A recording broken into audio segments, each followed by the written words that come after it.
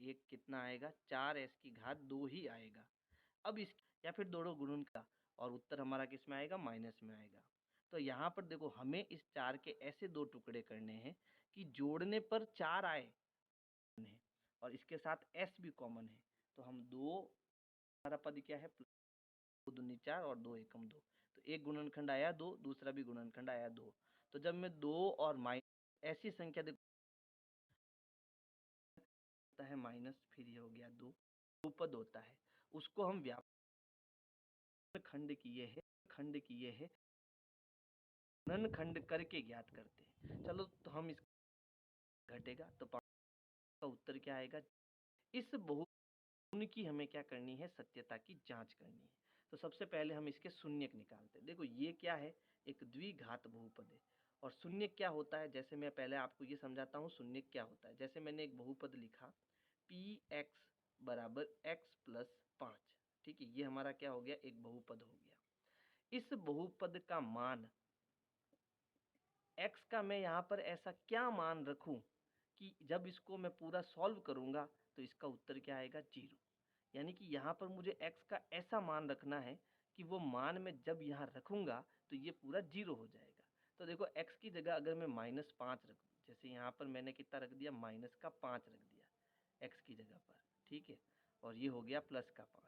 तो ये प्लस का ये माइनस का घटेगा, तो 5 में से 5 गया, कितना बचा, 0। तो यहाँ पर मुझे बहुपद का मान क्या मिल गया, 0 मिल गया। x बराबर क्या रखने पर मिला, -5 रखने पर मिला। तो ये जो -5 है वो इस बहुपद का क्या है, एक शून्यक है, ठीक है। लेकिन ये तो हमारा बहुपद सरल था, ये एक रेखिक बहुपद है, और हमें यहाँ पर कैसा बहुपद दिया,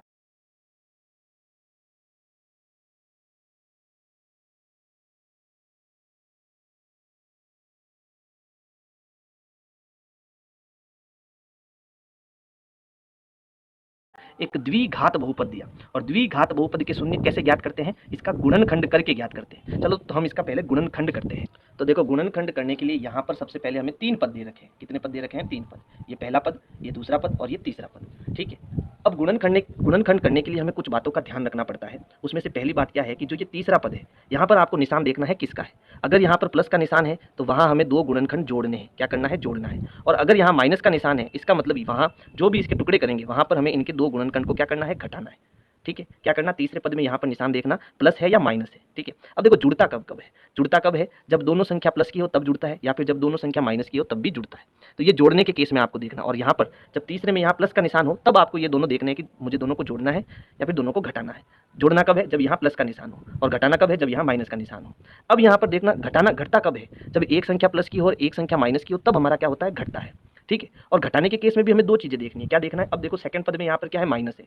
तो यहाँ पर जब माइनस है इसका मतलब है कि जो बड़ी संख्या होगी वो हमारी माइनस की होगी, और ये जो छोटी संख्या होगी वो हमारी प्लस की होगी। और अगर यहाँ पर सेकंड पद में प्लस का निशान हो तब हमारी बड़ी संख्या प्लस की हो जाएगी और छोटी संख्या माइनस की हो जाएगी। अब ये मैंने यहाँ पर क्या चीज बताई है वो आपको अब समझ में आएगी। देखो यहाँ पर जो मैंने 3 पद किए हैं, ये पहला पद, दूसरा पद और तीसरा पद। तो इसका गुणनखंड कराने के लिए सबसे पहले हमें क्या करना, जो ये पहला पद और तीसरा पद है इसका हमें गुणा कराना है। तो पहला पद यहाँ पर क्या है, x की घात 2, और तीसरा पद क्या है, -8। तो इन दोनों का गुणा करेंगे, देखो प्लस इंटू माइनस माइनस, और ये हो गया 8x की घात 2। अब इसके हमें ऐसे टुकड़े करने हैं कि क्योंकि यहाँ माइनस था, देखो मैंने क्या कहा कि यहाँ अगर माइनस हो तो हमें क्या करना है, घटाना है। तो इसके हमें ऐसे टुकड़े करने हैं कि घटाने पर हमें कितना मिले, माइनस का 2x मिले, है ना, कितना मिले, माइनस का 2x मिले। तो 8 के हमें ऐसे टुकड़े करने हैं कि यहाँ मुझे बीच वाला पद यानी कि माइनस का 2x मिले। तो 8 के अगर हम अभाज्य गुणनखंड करते हैं तो मिलता है 2 दूनी 2 चौके 8, और 2 दूनी 4 और 2 एकम 2। अब इसमें से मुझे वो 2 टुकड़े लेने हैं। जैसे मान लो इन दोनों का मैंने गुणा करा दिया तो ये कितना हो गया, 2 दूनी 4 हो गया, और ये बन गया 2। और 4 में से अगर मैं 2 घटाता हूँ तो मुझे कितना मिलता है, 2 मिलता है। तो अब यहाँ मुझे माइनस का 2 चाहिए। अब माइनस का 2 कैसे मिलेगा, तो इसके लिए मुझे बड़ी संख्या कैसे लेनी है, माइनस की लेनी है। तो मुझे माइनस का 4 लेना है और प्लस का 2 लेना है। यानी इसके जो टुकड़े होंगे उसमें से एक तो माइनस का 4x होगा और एक प्लस का 2x होगा। ये वो 2 टुकड़े होंगे, तब जाके मुझे यहाँ बीच में माइनस का 2x मिलेगा। अब समझ में आया। अब इसको मैं थोड़ा ईजी वे में आपको समझाने की कोशिश करता हूँ। सबसे पहले क्या करना, सबसे पहले हमें ये देखना कि पहले पद और तीसरे पद का गुणा क्या आ रहा है, माइनस का है। लेकिन यहाँ 4 मुझे माइनस का लेना है और 2 मुझे प्लस का लेना है, और दोनों के साथ मुझे क्या लगाना है, x लगाना है। तभी तो इनका दोनों का गुणा करने पर मुझे 8x की घात 2 मिलेगा, और घटाने पर मुझे कितना मिलेगा, माइनस का 2 मिलेगा, ठीक है। अब जब हमें ये पता चला इसका 8, ठीक है, ये दोनों हमें वैसे ही रखने हैं। दूसरे पद को हमें दो भागों में तोड़ना, एक तो माइनस का 4x, एक प्लस का 2x, है ना, तभी तो घटाने पर क्या बनेगा, माइनस 2x बनेगा। तो ये मैं यहाँ पर बीच में वापस इस माइनस 2x की जगह क्या लिख सकता हूँ, माइनस 4x प्लस 2x। वापस घटाऊंगा क्योंकि प्लस माइनस घटता है तो उत्तर क्या आ जाएगा, माइनस 2x आ जाएगा। इसका मतलब मैं इसको ऐसे लिख सकता हूँ, है ना। अब देखो यहाँ पर ये दोनों पद हमें लेने हैं और ये दोनों पद हमें लेने हैं। इन दोनों पद में देखो क्या कॉमन है, यहाँ पर भी x है और यहाँ पर भी x है। अब देखो यहाँ क्या है, x की घात 2, x की घात 2 का मतलब x इंटू एक्स, फिर है माइनस, और यहाँ क्या है 4 इंटू एक्स, तो x इसमें भी है और x इसमें भी है, तो x हमारा यहाँ पर क्या आ जाएगा, कॉमन। तो ये x कॉमन आ गया तो अंदर क्या बचा, एक x बचा, फिर माइनस बचा, x बाहर आ गया तो अंदर क्या बचा, 4 बचा, है ना, फिर प्लस। यहाँ देखो यहाँ पर क्या कॉमन आ रहा है, यहाँ है 2 इंटू एक्स और यहाँ पर क्या है माइनस 2 गुना 4, 4 का 2 से गुना करेंगे तो 8 आएगा। तो यहाँ पर भी 2 है, यहाँ पर भी 2 है, इसका मतलब इन दोनों में 2 है तो मैं 2 कॉमन लूंगा। अंदर क्या बचा, x माइनस, यहाँ से 2 कॉमन आ गया तो बाहर क्या बचा, 4 बचा। इसको हम ऐसे भी कह सकते हैं कि मैं 2 का पहाड़ा कितनी बार बोलूँ, 8 आए, 2 चौके 8, तो अंदर कितना बचा, 4 बचा। अब देखो ये एक पद हो गया और ये एक पद हो गया। इन दोनों पदों में देखो इसमें भी x माइनस 4 है, इसमें भी x माइनस 4 है, तो x माइनस 4 इसमें से बाहर आ गया तो अंदर क्या बचा, देखो ये पूरा बाहर आ गया, अंदर बचा x, फिर ये प्लस का 2, ये बाहर आ गया, प्लस का 2 बचा। ये इसके क्या हो गए, गुणनखंड हो गए।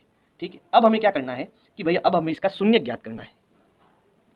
तो जब मुझे इसका शून्य ज्ञात करना है तो इस बहुपद के मैंने क्या कर दिए, गुणनखंड कर दिए। और जब हमें शून्य ज्ञात करना हो तो बहुपद को हम किसके बराबर रखते हैं, 0 के बराबर। तो ये जो मैंने इसके गुणनखंड किए हैं इसको हम किसके बराबर करेंगे, 0 के बराबर, तभी इसके हमें क्या मिलेंगे, शून्यक मिलेंगे। तो अब मैं इस पूरे को किसके बराबर करूंगा, 0 के बराबर करूंगा। अब देखो यहाँ पर मुझे दो चीजें मिल रही है, यहाँ पर कोष्टक के अंदर एक संख्या है, ये पूरी एक संख्या है, इस कोष्टक के अंदर भी ये पूरी एक संख्या है, और ये हमारा क्या आ रहा है, 0 आ रहा है, और यहाँ पर बीच में किसका निशान है, गुणे का निशान। तो देखो कभी भी दो संख्याओं का हम गुणा करते हैं तो वो 0 कब होता है, जैसे इसको ऐसे समझो, जैसे मान लो यहाँ पर 2 है और यहाँ b की जगह 0 है, 2 का 0 से गुणा करूंगा तभी तो 0 आएगा ना। या फिर ऐसा हो सकता है a की जगह 0 हो और b की जगह 2 हो, तभी तो इन दोनों का गुणा करूंगा तब क्या आएगा, 0 आएगा, है ना।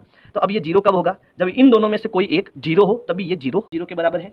या फिर ये इसके बराबर करेंगे, 0 के बराबर हम लिखेंगे कि या तो ये x माइनस 4 जो है वो 0 के बराबर है, या फिर ये x प्लस 2 जो है वो 0 के बराबर है। यानी इन दोनों में से कोई एक 0 के बराबर है तभी का 4। तो यहाँ से बराबर मुझे क्या मिलेगा, माइनस का 2 मिलेगा, है ना, ये प्लस का उधर जाके माइनस का 2 मिलेगा। यानी इसके मुझे दो शून्यक मिले हैं।